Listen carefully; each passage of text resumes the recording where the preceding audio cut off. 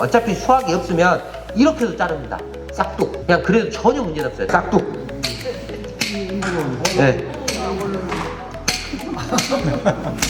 이렇게 자르시면 됩니다. 네, 걱정하실 필요 없어요. 이게 열리는 부분이 좀 아깝긴 한데 이렇게 다시 받으시면 돼요.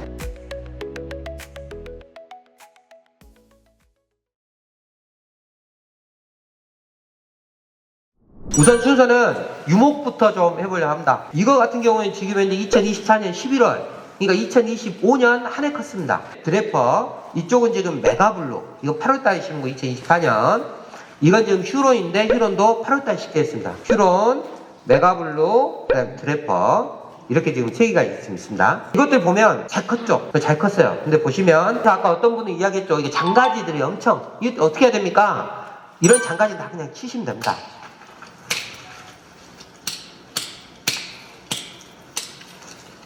양손 가위로 보통 많이 친다. 여기서 이렇게 서서 이렇게 치는데 다 자르시면 됩니다.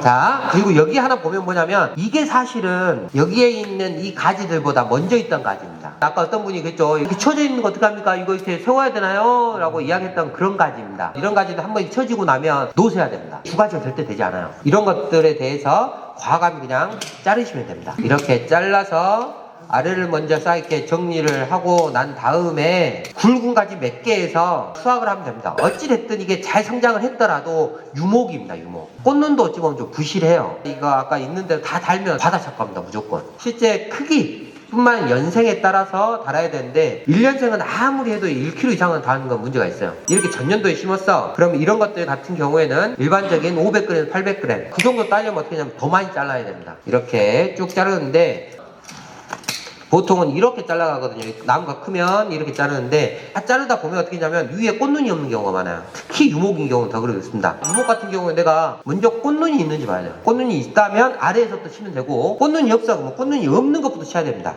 만약에 웃자라 아니고 꽃눈이 없어 그러면 꽃눈이 없는 걸 먼저 이렇게 좀 쳐야 됩니다.